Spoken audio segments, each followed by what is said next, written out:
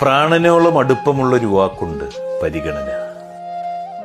ഒരു ബന്ധത്തെ മനോഹരമാക്കുന്നത് പരിഗണനയാണ്. ചേർത്ത് പിടിക്കാത്ത ഒന്നും ഹൃദയത്തെ സ്പർശിക്കുന്നില്ല.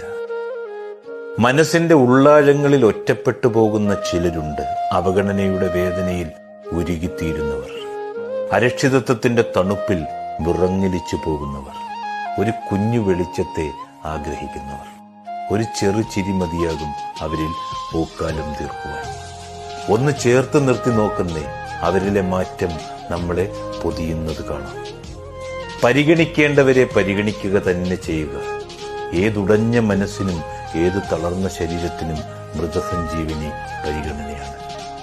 ആർക്കെങ്കിലുമൊക്കെ ആരെങ്കിലും ആവുക. ഒടുവിൽ മരണം വന്ന് വിളിക്കുമ്പോൾ കൃതജ്ഞതയോടെ ഇറങ്ങിപ്പോവുക. പരിഗണിച്ചവരുടെ ഒരു കുഞ്ഞു പ്രാർത്ഥന അങ്ങ് മണ്ണറയിലും വെളിച്ചമായി നമ്മളെ തഴുകിയിരിക്കും, ഉറപ്പ്.